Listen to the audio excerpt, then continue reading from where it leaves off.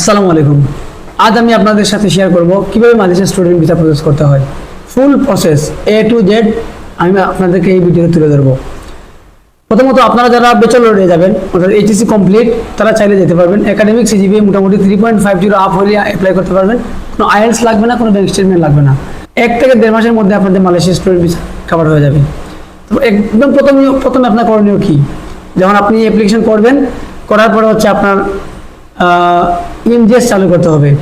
EMGS চালু করার জন্য আপনাকে 3200 RM অর্থাৎ মালয়েশিয়ার রিঙ্গিত পে করতে হবে। কোনো কোনো ইউনিভার্সিটি ডিপেন্ড করবে, আরও কম হতে পারে, আরও বেশি হতে পারে। তো ফার্স্টে যখন আপনি ইএমজিএস চালু করবেন তখন এটা আপনি দেখতে পারবেন, এটা লিঙ্ক ইউনিভার্সিটি আপনাকে একটা লিঙ্ক ক্রিয়েট করে দিবে, যেখান থেকে আপনি দেখতে পারবেন ঘুরে ঘুরে ঘুরে ঘুরে ইএমজিএসটা হচ্ছে কমপ্লিট হবে। ইএমজিএস যখন কমপ্লিট হয়ে যাবে অর্থাৎ 70 থেকে 80% চলে যাবে, তখন আপনি দেখতে পাবেন ইবাল অ্যাপ্রুভাল হবে, অর্থাৎ এখানে আপনি ইবালটা পাবেন, এখান থেকে ডাউনলোড করে নেবেন।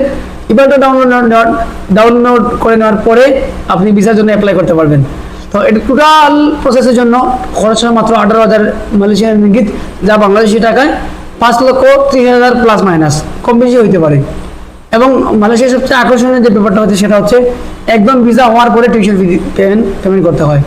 তো একদম ইজি প্রসেস, কোনো ইন্টারভিউ নেই, কোনো হ্যাসেল নেই, কোনো বেসেল নেই। সো আপনারা যারা মালয়েশিয়া স্টুডেন্ট ভিসা অ্যাপ্লাই করতে চান তারা যোগাযোগ করতে পারেন কনভয় এডুকেশন অ্যান্ড ইমিগ্রেশনে। আমরা আপনাদেরকে স্টেপ বাই স্টেপ গাইড দিয়ে আপনাদের স্বপ্নের দেশে পৌঁছতে সর্বাত্মক সহযোগিতা করবো ইনশাআল্লাহ। ভালো থাকুন, সুস্থ থাকুন, দেখা হবে আবার অন্য কোনো ইনফরমেটিভ ভিডিওতে। আসসালামু আলাইকুম।